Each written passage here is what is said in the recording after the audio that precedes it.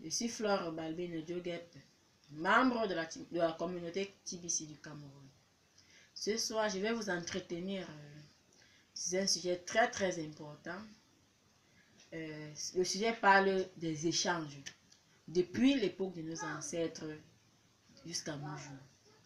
Comment se sont donc effectués les échanges depuis le temps de nos ancêtres jusqu'à nos jours? Au temps de nos ancêtres, ils utilisaient comme moyen d'échange le troc. Ils pouvaient par exemple avoir mon macabo, quelqu'un d'autre a son riz, du plantain, du sel, de l'huile que je m'engage d'échanger avec la personne.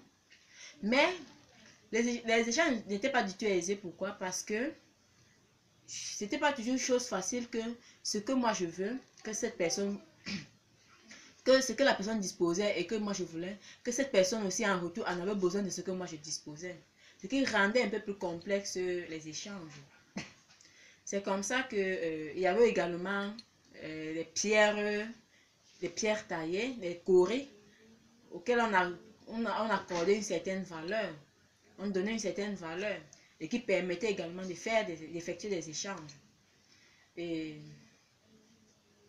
c'est comme ça que, étant donné que les échanges n'étaient pas du tout pesés, c'est comme ça que les administrateurs, ils ont réfléchi à l'idée de créer peut-être quelque chose qui devait faciliter, de mettre sur pied, quelque chose qui devait faciliter les échanges. C'est comme ça qu'on a rapidement réfléchi à la monnaie fiduciaire.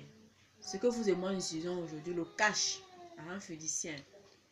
Et c'est comme ça qu'on en a parlé à ceux qui détenaient des objets de valeur, des courriers et autres, que voilà une autre forme d'échange, de moyen d'échange qui remplacera désormais le troc.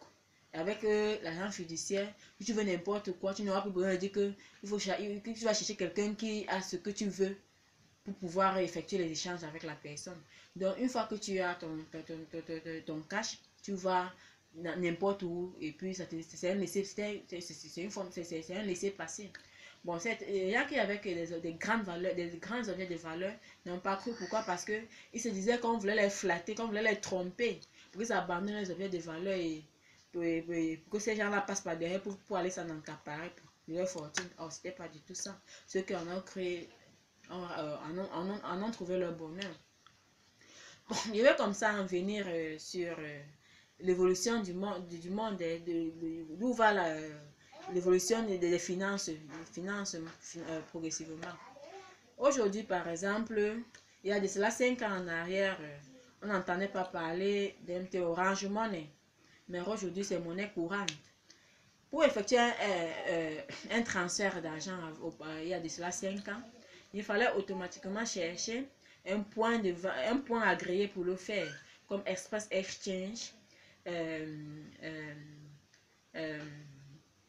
Express Union et bien d'autres agences encore de transfert ou de retrait.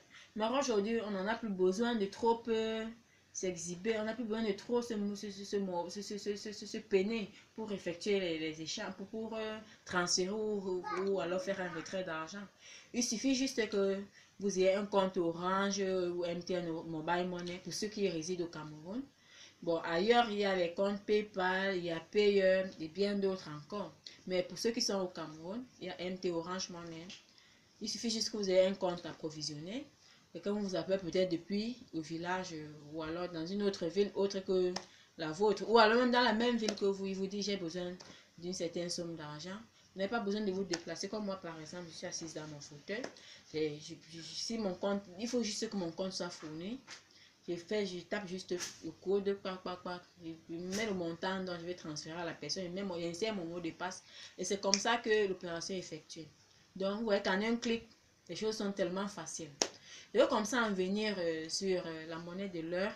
La monnaie de l'heure, c'est la monnaie virtuelle.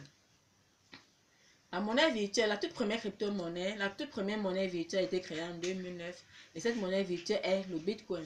Elle a été créée en 2009 par Satoshi Nakamoto Et pour ceux-là qui ont été informés du business à temps et qui l'ont embrassé aujourd'hui et ont acheté une petite quantité, juste une petite quantité, aujourd'hui ils sont multimillionnaires, voire multimilliardaires.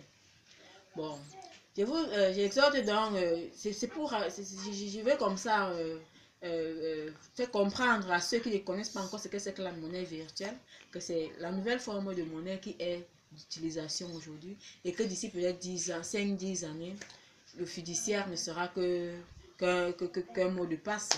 Ça sera un peu comme le troc. Les biens, vraiment le troc aujourd'hui, on continue à l'exercer, mais d'une manière pas légale, pas du tout légale.